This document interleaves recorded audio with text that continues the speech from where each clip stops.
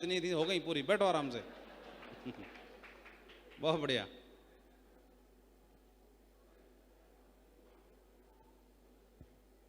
मैं ये जानना चाहता था कि मुझे मंच से पहली बार कितने साथी सुन रहे हैं हमारे? 99%। ठीक है। अच्छा जी, शॉर्टकट में बताता हूं, 2 मिनट में मैं अपना परिचय बताता हूं। सन 2003 में मैं सरकारी नौकरी के लिए तैयारी कर रहा था। मेरा जन्म यानी मेरी जन्मभूमि और कर्मभूमि आगरा ही है। मेरे पिताजी सरकारी नौकरी किया करते थे, दादाजी भी सरकारी नौकरी में थे। जिन घरों में सरकारी नौकरी होती है उन घरों में बच्चों को क्या संस्कार दिए जाते हैं कि आपको भी सरकारी नौकरी करनी चाहिए। तो मैं 4 भाई 1 बहन, मेरा नंबर बीच में आता था। 2 मेरे से बड़े, 2 छोटे, तो बीच में नंबर आता था मेरा। कभी पढ़ाई में भी मैं हमेशा बीच में ही रहा, ना फर्स्ट आया ना थर्ड आया कभी, थ्रू आउट। ये रिकॉर्ड हमने हमेशा मेंटेन किया। और मेरा नाम एम से शुरू होता है और 26 लेटर में ये भी बीच में ही आता है, 13वें नंबर पे आता है, 13वें नंबर पे आता है। तो हमने सेप्स ऑफ प्लान देखने का मौका मिला। उस समय मैं सरकारी नौकरी के लिए तैयारी कर रहा था। ग्रेजुएशन करने के बाद ही कभी बैंक के लिए, कभी रेलवे के लिए, जहां भी मौका मिलता, जहां मैं फिट बैठ सकता था वहां प्रयास करता था। किसी ने बोला कि होटल मैनेजमेंट कर लो, मैंने कर लिया। किसी ने बोला कि ये डिप्लोमा कर लो, मैं कर लिया। किसी ने बोला कि सिविल की तैयारी कर लो, मैं वो भी कर लेते हैं। उसी दरमियान किसी ने बोला कि बीएड भी कर लो, मैं बोला वो भी कर लेते हैं, छोड़ेंगे कुछ भी नहीं, नौकरी मिलनी चाहिए। तो उसी दरमियान में मैं बीएड की पढ़ाई कर रहा था। उसी दरमियान में ये सेप्स ऑफ बिजनेस, मुझे जिंदगी बदल देने वाला बिजनेस 2003 में मुझे देखने का मौका मिला। इस बिजनेस को मैंने देखा। देखने के बाद किसी को भी इतना भरोसा तो नहीं होता कि उसका जीवन बदल सकता है। किसी को कंपनी पे भरोसा नहीं होता तो किसी को खुद पे भरोसा नहीं होता। और मुझे खुद पे भरोसा नहीं था कि मैं इतना बड़ा काम कहां खड़ा कर सकता हूं। लेकिन जाने में कुछ भी नहीं है, करने में कुछ भी, जाने के लायक कुछ भी नहीं है। इस बिजनेस को मैंने कर लिया। और करते वक्त मेरी जो सोच थी, वो सोच सिर्फ इतनी रहती है, जब मैं सरकारी नौकरी में गया, बीएड करने के बाद मैं बेसिक एजुकेशन में टीचर हो गया, तो मेरी पहली सैलरी लगभग 8,000 रुपए के आसपास थी। तो 8,000 की जो सैलरी थी, तो मैंने सोचा कि इतनी ही सैलरी अगर सेप्स ऑफ से भी मैं कमा लूंगा, उतना ही पैसा, तो मेरा जीवन बदला सा हो सकता है। उदाहरण के लिए, अगर कोई व्यक्ति एक महीने में 50,000 रुपए कमाता है सैलरी से, तो 50,000 रुपए और अतिरिक्त अलग से उसकी आमदनी होना शुरू हो जाए, तो कोई भी नौकरी वाला व्यक्ति ये सोचता है कि 50,000 रुपए से घर का खर्चा चला लेंगे और 50,000 रुपए को बचत में कर लेंगे, है ना? तो दूसरों से हम थोड़ा सा मजबूत और थोड़ा सा आगे बढ़ जाएंगे। यही सोच होती है कि नहीं होती है? इस बिजनेस को करते वक्त भी मेरी यही सोच थी। और इस बिजनेस को मैंने बहुत ही साधारण सोच के साथ, नॉर्मल नौकरी की तरह इस बिजनेस को मैंने ज्वाइन किया, उतनी इनकम पाने के लिए। और इस बिजनेस को करते करते मुझे 17 साल पूरे हो चुके, 18वां साल चल रहा है, 18वां साल चल रहा है। और जब भी हम कभी जर्नी करते हैं फ्लाइट में या कहीं और, तो बगल वाली सीट वाला पूछता है कि सर क्या करते हैं आप, कहाँ जा रहे हैं? तो हम बताते हैं कि इस तरह से बिजनेस करते हैं, डायरेक्ट सेलिंग बिजनेस करते हैं। बोला वेरी नाइस।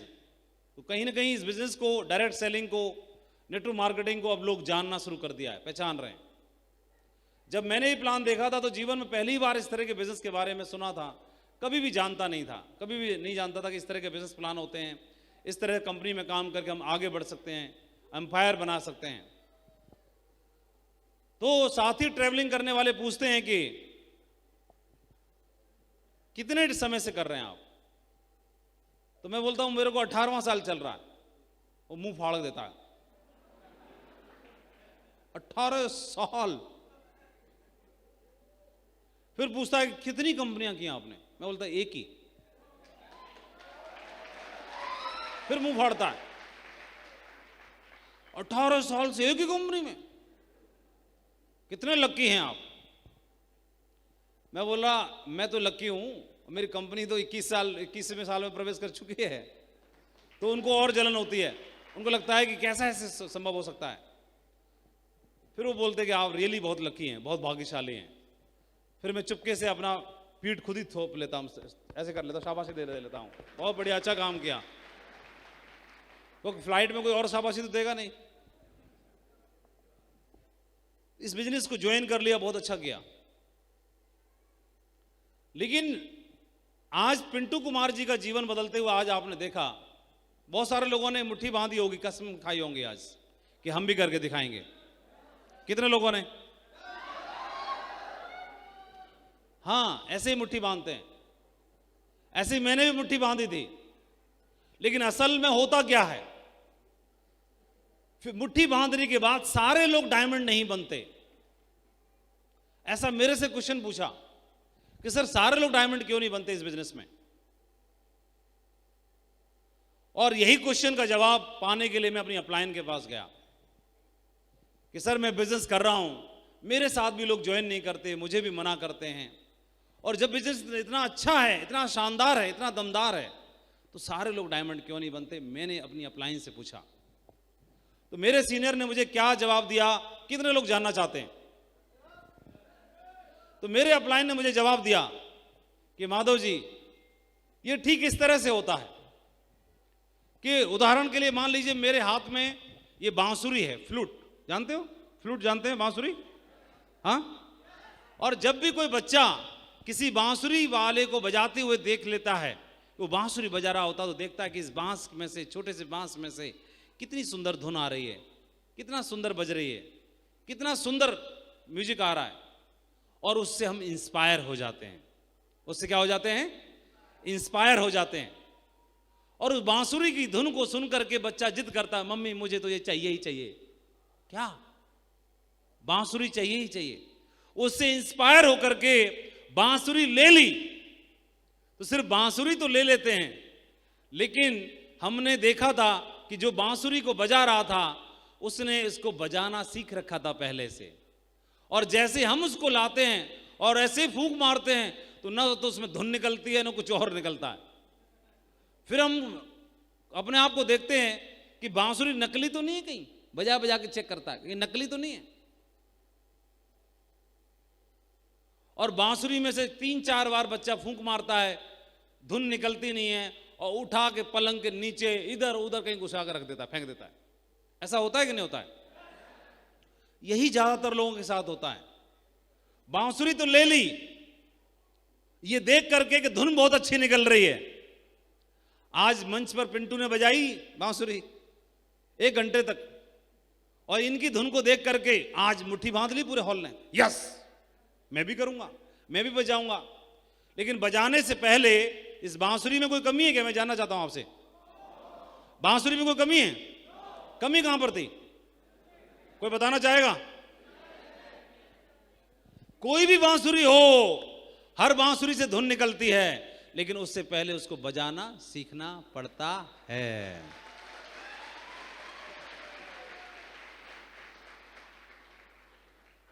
और मुझे बोला कि माधव जी आप भी बजाना चाहते हो बांसुरी को? मैं बोला मैं तो तुरंत ही बजाना चाहता हूं। तो बोले बजेगी? तो मैं समझ गया सर क्या बताना चाहते हो। इस बिजनेस को सीख के करना, सीख के करोगे तो ऐसी धुन निकलेगी कि आपका जीवन परिवर्तन हो जाएगा।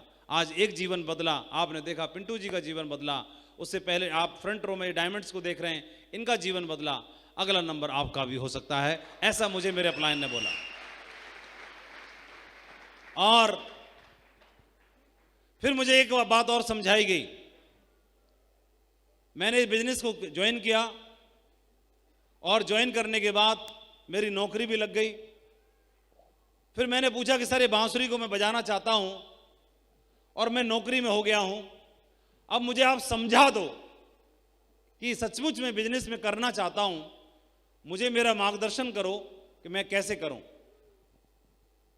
तो उन्होंने मुझे बताया कि माधव जी दुनिया में हर इंसान को ऊपर वाले ने 24 घंटे का वक्त दिया है। क्या ये बात सही है? थोड़ा हाथ खड़ा करके बताएंगे तो मुझे समझ में आएगा। Very good.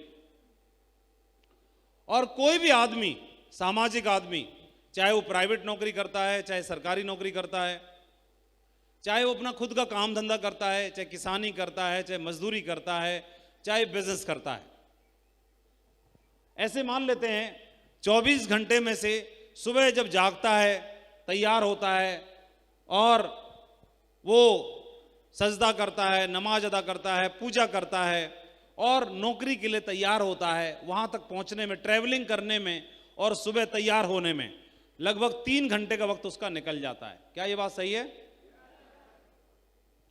जो नौकरी करोगे तो नौकरी के लिए तैयार होकर जाना पड़ेगा कि नहीं जाना पड़ेगा? तो लगभग 3 घंटे का वक्त निकल जाता है। तो 24 माइनस 3 कितना घंटा बचा? 21 घंटे। अब आप जहां पर नौकरी करने के लिए जाते हैं तो लगभग एक औसत देखते हैं तो 8 घंटे की नौकरी करनी पड़ती है सबको। क्या ये बात सही है? तो 21 माइनस 8 घंटे आपने जॉब किया। 21 माइनस 8 कितना घंटा बचा आपका? 13 घंटे। और 13 घंटे में से नौकरी कंप्लीट होने के बाद घर वापस आओगे तो ट्रैवलिंग करने में और आके फ्रेशन अप होने में लगभग 2 घंटे का वक्त और चला जाता है। तो कितना घंटा बचा हमारे पास? 11 घंटे। और 11 घंटे में लगभग एक आम आदमी 8 घंटे की नींद लेता है, 8 घंटे रेस्ट करता है, सोता है। तो कितना घंटा बचा? 3 घंटे। क्या इतनी बात समझ में आ रही है सबको? 3 घंटे। ये बात मुझे मेरे अपलाइन समझा रहे हैं। मैं उनसे पूछ रहा हूं कि बांसुरी में बजाना चाहता हूं, मैं अपना जीवन बदलना चाहता हूं, मुझे समझाइए आप। तो कैसे कैसे करूं? तो मुझे समझा रहे हैं और उन्हीं की बात मैं आपको बता रहा हूं। 3 घंटे का समय उन्होंने निकाल के मुझे दिया। अब उन्होंने मुझे बताया कि माधव जी, ये 3 घंटे अलग अलग रुचि के आधार पर, अलग अलग इंटरेस्ट लेवल के आधार पर अलग अलग तरह के लोग इस समय का इस्तेमाल करते हैं। कुछ लोग 3 घंटे में परिवार के साथ, बच्चों के साथ बैठते हैं। कुछ लोग इस 3 घंटे में टीवी देखते हैं। कुछ लोग न्यूज़पेपर पढ़ते हैं। कुछ लोग सोशल मीडिया पर वक्त बिताते हैं। कुछ लोग फेसबुक पर वक्त बिताते हैं। कुछ लोग अपने रिश्तेदारी में यहाँ वहाँ बात करते हैं। कुछ लोग इसको उसको फ़ोन लगा लेते हैं, है ना। और ये आपको देखना है, अगर ये 3 घंटे का वक्त जो आप अलग से मैनेज करने की कोई आवश्यकता नहीं है, ये 3 घंटे का वक्त जो इधर उधर लगाते हैं, फेसबुक पर, सोशल मीडिया पर, मोबाइल में, टीवी में, न्यूज़पेपर में, रिश्तेदारों में, इस 3 घंटे के वक्त को अगर सही जगह इस्तेमाल कर लें, सेफ शॉप में इस्तेमाल कर लिया जाए तो आपका जीवन बदलाव हो सकता है, जीवन बदल सकता है। ऐसा मुझे समझाया। क्या ये बात आप तक पहुंच रही है? और अगर आप ज्यादा एम्बिशियस हैं, जीवन में कुछ और बड़ा करना चाहते हैं, तो इन 3 घंटों को धीरे धीरे आप बढ़ा सकते हैं। मैं बोला सर कैसे, मैं तो नौकरी में हूं, ये तो आपने पूरा पैक कर दिया मामला। बोले बढ़ा सकते हैं। और ये तब बढ़ेगा आदमी के ऊपर, जो ज्यादा एम्बिशियस आदमी होगा इन 3 घंटों को और बढ़ा सकता है। बढ़ाने के पीछे फिर उन्होंने एक चार्ट मुझे और समझाया। उन्होंने मुझे समझाया कि माधव जी, आदमी जो भी काम करता है, नौकरी करता है, प्राइवेट, सरकारी, बिजनेस करता है, सेल्फ एम्प्लॉयड, मजदूरी करता है, किसानी करता है, तो उसके पीछे 2 वजह रहती हैं, कारण रहते हैं। क्या ये दिख रहा है आपको? उधर दिख रहा है? कारण रहते हैं। कारण क्या रहते हैं? उन्होंने बताया, एक आदमी के 2 तरह के खर्चे होते हैं। एक खर्चे होते हैं डेली के, दैनिक खर्चे बोलते हैं जिन्हें। क्या आप मेरी मदद करना चाहोगे कि दैनिक खर्चे, डेली खर्चे कौन कौन से होते हैं? दूध का खर्चा, सब्जी का खर्चा, राशन का खर्चा। बाकी ऐसे गूंगे बहरे से बैठे, मालूम नहीं है क्या डेली का खर्चा होता है? तो बोल क्यों नहीं रहे? हाँ बोलो। हाँ, इन्होंने बोला राशन का खर्चा, दूध का खर्चा और पढ़ाई का खर्चा। हाँ हाँ हाँ, राशन आ तो गया, तेल अलग होता है क्या? बस कर रहा है। हाँ अच्छा, पेट्रोल का, पेट्रोल बोल रहा होगा। अच्छा ठीक है। और दवाई का खर्चा, बिल्कुल सही बोला। और बच्चों की फीस का खर्चा, ट्यूशन का खर्चा, पेट्रोल भी बोल रहे हैं, हाँ पेट्रोल लिख लिया, मोबाइल खर्चा, मोबाइल का खर्चा, ठीक है, और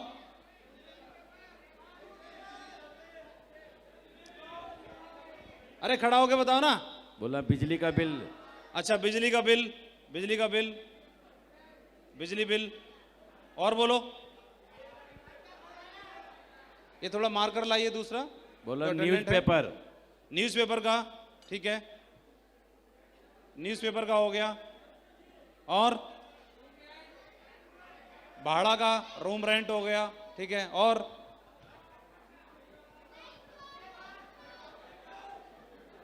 हाँ और क्या, लगभग सब जान रहे हैं। ये डेली के खर्चे हमारे रहते हैं। हेलो, हाँ बोलो, खड़े तो हो गए, आवाज में दम लाओ टाइगर। कौन सा खर्चा बोल रहा है? क्या गर्लफ्रेंड को घुमाने खर्चा? तो खड़ा होके घुमा रहा है, वो भी खर्चा है, देखो वो भी इसी में जोड़ ले रहा है। हाँ पता नहीं कौन सा बता रहा है।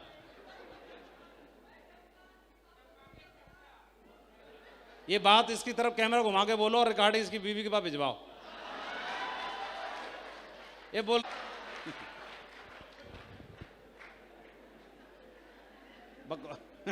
इसकी जरूर कुटाई होनी है आज घर में। चलो बहुत बढ़िया। ये दैनिक खर्चे रहते हैं। और एक आदमी जीवन भर नौकरी करने वाला आदमी जीवन भर पैसा कमाता है और सारा खर्चा, सारी सैलरी इन्हीं में घुस जाती है। ऐसा होता है कि नहीं होता है? इस बात से कितने लोग एग्री करते हैं, सहमत हैं? Very good. फिर एक समझदार आदमी क्या करता है? वो सोचता है कि थोड़ा थोड़ा बचत करते हैं भाई। घर में बिटिया का जन्म हो गया, घर में बिटिया आ गई, तो थोड़ा थोड़ा बचत करते हैं। तो थोड़ा थोड़ा बचत करेंगे तो क्या करेगा वो? 500 रुपये महीना, 1000 रुपया महीना पोस्ट ऑफिस में MIS खोल देगा, वो RD खोल देगा, वो सुकन्या खाता खोल देगा, है ना? करता है कि नहीं करता है? और खुश होता है कि मैं बचत कर रहा हूं, बचत कर रहा हूं। अगर 1000 रुपये महीना बचत करी तो एक साल में कितना पैसा बचा लिया? 10 साल में कितना बचा लिया? और 40 साल नौकरी की तो कितना पैसा बचा लिया? 4,80,000 रुपये। 1,20,000 रुपये 10 साल में, तो 4,80,000 रुपये 40 साल में। और 40 साल में पैसा 2 गुना या 3 गुना भी हो गया तो 40 साल बाद उस पैसे का मूल्य कितना बचेगा? अगर आपने पैसा 4,80,000 रुपये जमा किया, बचत किया, पहले तो क्या होता है, पैसा बच ही नहीं पाता है। 3 तरह के खर्चे होते हैं आदमी के। पहला खर्चा होता है दैनिक खर्चे, डेली के खर्चे। एक दूसरा खर्चा कौन सा होता है? जो आप बचत करते हो पैसे को, सडनली कोई एक आपके परिवार में आकस्मिक खर्चे आ जाते हैं जिनके लिए कोई भी प्लानिंग नहीं करते हम। कभी किसी के घर में कोई हेल्थ का इश्यू आ गया, कभी तबीयत खराब हो गई, कभी कुछ ऐसा दिक्कत खड़ी हो गई जिसके लिए पैसा व्यवस्था करना पड़ता है। और जितना पैसा हम जमा करते हैं वो सारा पैसा उसमें लग जाता है। ऐसा होता है कि नहीं होता है? और कई कई बार तो लोगों को उल्टा कर्जा लेके भी पैसा लगाना पड़ता है। क्या इस बात से सहमत हैं आप लोग? तो ये दूसरे खर्चे कौन से हो गए? आकस्मिक खर्चे। आकस्मिक खर्चे, तो एक पहला खर्चा था हमारे दैनिक खर्चे, और दूसरे कौन से हो गए? आकस्मिक खर्चे, दूसरे नंबर के। और तीसरे नंबर का खर्चा और होता है, और तीसरे नंबर का खर्चा होता है भविष्य के खर्चे। कौन से?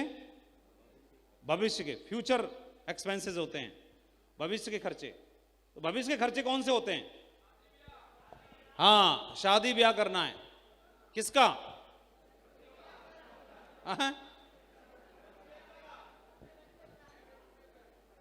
ये शादी का, घर बनाने का, बिटिया घर में है तो उसे डॉक्टर बनाने का, बेटा है इंजीनियर बनाने का, एक कार का सपना, एक पक्का मकान बनाने का सपना, घर छोटा ही क्यों ना हो, एक कमरे का ही क्यों ना हो, लेकिन अपना हो, इस बात का सपना, या पेरेंट्स को हज पे भेजने का सपना, या पेरेंट्स को 4 धाम की यात्रा कराने का सपना, ये सब कौन से होते हैं? भविष्य के होते हैं कि नहीं होते हैं? क्या ये बात आपको समझ में आ रही है? कितने लोगों को? ठीक है। कल के लोग इस बात को बड़े ध्यान से सुन रहे थे। आज 2-3 बंदे हैं जो उछल कूद कर रहे हैं, बस 2-3 हैं। इसीलिए स्टेज से ऊंची बनाई जाती है ताकि देख लें कौन उछल कूद कर रहा है। बाकी लोग सब ध्यान से सुन रहे हैं। अब वो 2-3 भी ध्यान से सुन रहे हैं। तो गलती उनकी नहीं थी, मेरी थी। पहले मैंने क्यों नहीं टोका? अब भविष्य के खर्चे, तो भविष्य के खर्चे कौन से? भविष्य के खर्चे बिटिया को डॉक्टर बनाने का, अपना घर बनाने का, कार का, कुछ और करने का, पेरेंट्स को हज पे भेजने का, है ना, 4 धाम भेजने का, कुछ और करने का, ये भविष्य के खर्चे होते हैं। और हमारी सारी सैलरी तो इसी में चली गई, दूध में, पानी में, बत्ती में, बिजली में, न्यूज़पेपर में, ट्यूशन फीस में। फिर दूसरा आकस्मिक खर्चे, जो आपने बचत की 500 रुपये महीना, 1000 रुपया महीना, वो सारी किस में चली गई? आकस्मिक खर्चों में चली गई। अब आप बताइए, बचत कुछ आपके पास है नहीं और भविष्य के खर्चे कंपलसरी हैं कि नहीं है? वो रहेंगे कि नहीं रहेंगे? बिटिया की शादी करनी पड़ेगी कि नहीं करनी पड़ेगी? बेटी डॉक्टर बनने का सपना अधूरा रहेगा या पूरा करना पड़ेगा? और तो सुकन्या खाते से पूरा हो जाएगा? नहीं, घर का खर्चा है, अपना घर बनाना है, इसको मिटा दें। कई लोग सोच रहे होंगे इन्होंने नौकरी तो छोड़ दी लेकिन मास्टरी वाली आदत नहीं छोड़ी, अभी भी ब्लैक बोर्ड मार्क और पर लगे पड़े हैं, अभी बच्चों के मम्मी पापा को पढ़ाते हैं। तनख्वाह कई गुना ज्यादा है ना? बढ़िया नहीं है? तो पहले भी यही चलाना था और अभी भी यही चलाना है, और कुछ काम नहीं है। तो अब क्या करना है? बेटी डॉक्टर बनेगी, बेटी डॉक्टर का बनने का सपना, अपना घर का सपना, खुद का घर का, अपना घर, अपनी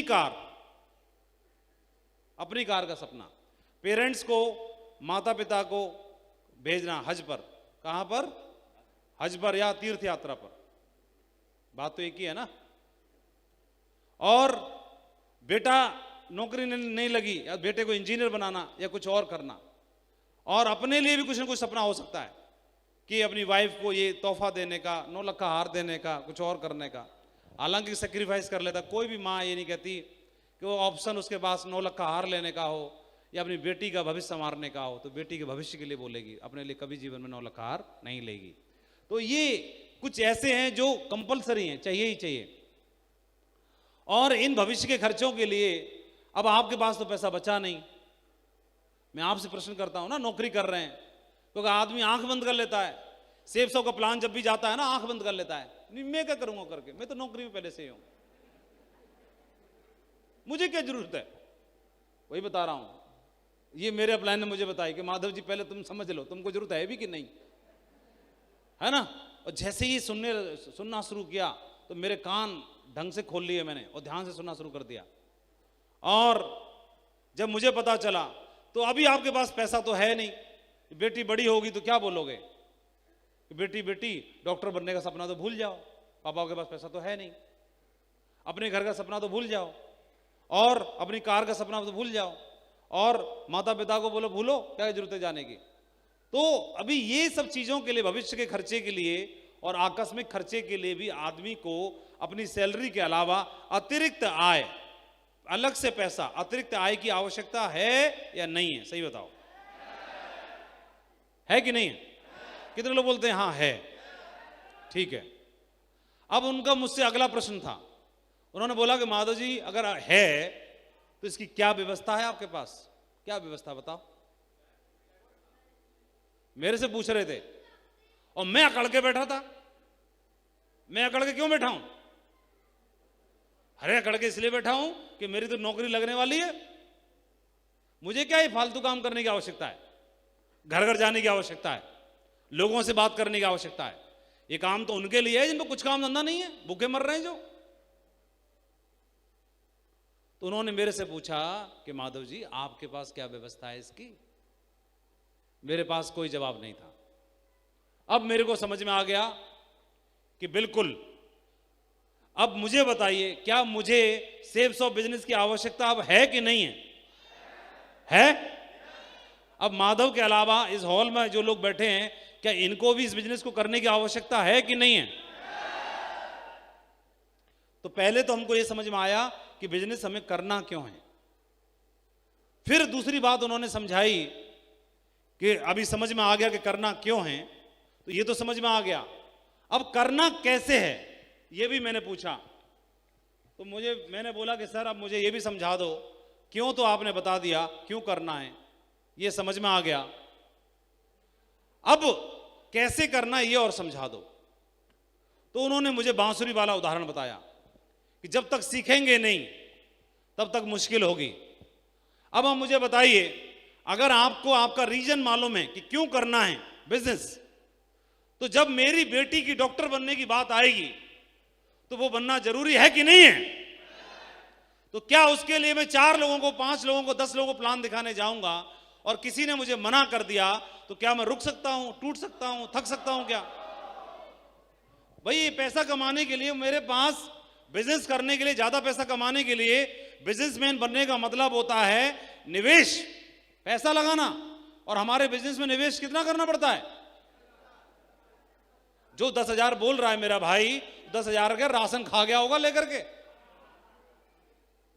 10,000 रुपए में कुछ लिया कि नहीं लिया आपने? कुछ लिया कि नहीं लिया? आपने शॉपिंग की, खरीदारी की।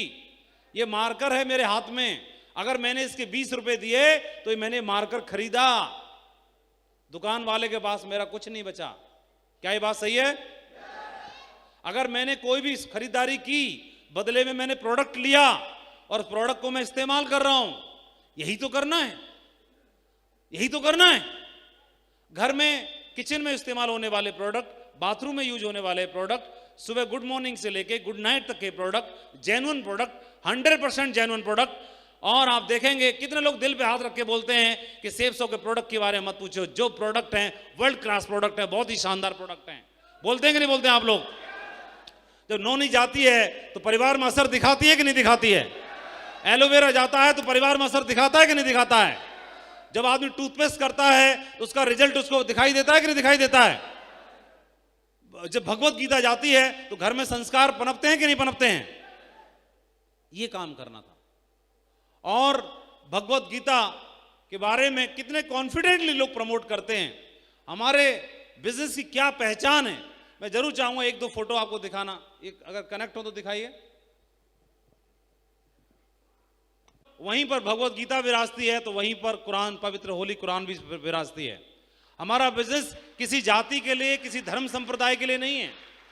हमारा बिजनेस हर उस वर्ग के लोगों के लिए है जो जीवन में तरक्की करना चाहते हैं, जीवन में आगे बढ़ना चाहते हैं, जीवन में और कुछ अपने बच्चों के सपने पूरे करना चाहते हैं।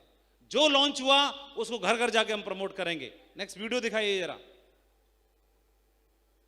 इसे पूछा कि आप कैसे प्रमोशन कर लेते हो, तो मैं बोला मैं हिंदू भाइयों के बीच में जाती हूं और बोलती हूं कि मैं तो कि हमारे कुरान में जो लिखा हुआ उसका भी अर्थ यही है और भगवत गीता में लिखा हुआ उसका भी अर्थ यही है, तो इसके बारे में हम प्रमोशन करते हैं। प्रमोशन करते हैं तो वो बोलते हैं कि ये मुस्लिम धर्म से होकर ये भगवत गीता को प्रमोशन कर रही हैं और हम ले भी नहीं सकते। तुरंत जाके हमारे साइन अप तुरंत होना शुरू हो जाते हैं और धड़ल्ले से हमको सेल मिलना शुरू हो जाती है। तो ये सबसे पहले हमें देखने की आवश्यकता है कि आप अपने बिजनेस को लेके, अपने प्रोडक्ट को लेके कितने कंफर्म श्योर हैं, आपको खुद को विश्वास है कि नहीं है, और वहीं से बिजनेस होने वाला है। बिजनेस बहुत ही पवित्र है, यहाँ से आपके परिवार को वो ऊंचाइयाँ मिल सकती हैं जहाँ से, जिसके बारे में हम सोच भी नहीं पाते। आज पिंटू कुमार ने धंधा करना शुरू किया, बिजनेस करना शुरू किया, सिर्फ अकेले नौकरी कर रहे थे तो अकेले 8 घंटे, 10 घंटे, 12 घंटे नौकरी करते, सैलरी आती तो बच्चे पिंटू के पढ़ते, अच्छा खाना खाते तो पिंटू के बच्चे अच्छा खाना खाते, अगर चपातियों पर देसी घी लगता तो सिर्फ पिंटू के परिवार में, पिंटू के घर में ही अच्छे कपड़ों की शॉपिंग होती, अच्छा घर, अच्छा पर्दा, अच्छा फर्नीचर, अच्छा ये, अच्छा वो, सब कुछ पिंटू के घर में ही हो सकता था। लेकिन नौकरी से इतना बड़ा मौका नहीं था कि आप दूसरों के जीवन में भी कुछ कंट्रीब्यूशन दे सकें। लेकिन एक बिजनेस एक ऐसा बिजनेस है जहां पर आप अपना जीवन बदलने के लिए आते हैं, लेकिन आपके साथ साथ दूसरों की जिंदगियां भी बदलना शुरू हो जाती हैं। और ये मौका मुझे मिला, मुझे एकदम से समझ में आ गया और मैंने इस बिजनेस को करना शुरू कर दिया। मेरा खुद का सपना धीरे धीरे बड़ी मुश्किल से बना कि मैं डायमंड बन पाऊंगा कि नहीं बन पाऊंगा। तो डायमंड बनने का सपना भी पूरा हुआ, और भी ढेर सारे जो परिवार हमारे साथ में थे उनका भी डायमंड बनने का सपना पूरा हुआ। मोर देन 300 से ज़्यादा डायमंड तैयार हो चुके हैं टीम में, जिनके घर में खुशहाली है, तरक्की है, और ज़बरदस्त तरीके से वो लोग आगे बढ़ रहे हैं। सपना पूरा होता चला जा रहा है। और मुझे मालूम है कि हॉल में बैठा हुआ हर एक शख्स जिनको आज आपने देखा, इन्होंने भी कभी न कभी किसी न किसी हॉल में पीछे बैठ करके एक मुट्ठी बांधी होगी, और आज हॉल में बैठे हुए हर शख्स ने भी एक मुट्ठी बांधी है पिंटू जी की डायमंडशिप को देख करके। तो 2 से 3 साल के अंदर मुझे भरोसा है इसी मंच पर आपकी भी डायमंडशिप की ताजपोशी जरूर हो रही होगी। वादा करते हैं आप लोग? मैं आह्वान करता हूं आज इस मंच से आप सभी का कि एक दिन बाकी लोगों का आह्वान किया गया, उन्होंने वादा पूरा करके दिखाया, उनकी ताजपोशी हो गई। 2021 के बाद 2022 में, 2023 में और ज्यादा से ज्यादा 2024 में बैठे हुए हर शख्स की डायमंडशिप की ताजपोशी हो सकती है, अगर खड़े होकर तैयारी से साथ करते हैं, वादा करते हैं, कमिटमेंट करते हैं। तो ये मंच, ये लीडर्स आपके साथ में हैं। तैयार हैं आप लोग? बहुत लकी हैं आप लोग कि आपके साथ में रवि रंजन जैसे, विपिन कुमार जी जैसे, अजीत झा जैसे दमदार लीडर, और इंडिया की सबसे दमदार जोड़ी अजय पंडित जी, राकेश प्रसाद जी, और हमारा टाइगर मुरारी, क्या हाँ मुरारी नाम सीख गया मैं, और नया टाइगर पिंटू कुमार जी, और इन सब के कप्तान सत्येंद्र प्रसाद जी आपके साथ मौजूद हैं। वर्ल्ड की सबसे जबरदस्त लीडरशिप आपके साथ में है। मैं आपको ढेर सारी शुभकामनाएं देना चाहता हूं और आप सभी का इस मंच पर स्वागत करना चाहता हूं कि द डे विल कम कि आपके लिए भी डायमंड की बेल्ट तैयार होगी, और आपके घर में भी ताजपोशी होगी, आपके घर में भी खुशहाली होगी। इस बात का हम यहां से कमिटमेंट करते हैं। मैं ढेर सारी शुभकामनाएं देना चाहता हूं आप सभी को, आपके जीवन के लिए, आपके परिवार के लिए। आपने जो सपने देखे हैं, ऊपर वाले से प्रार्थना करता हूं चुन चुन के आपके साथ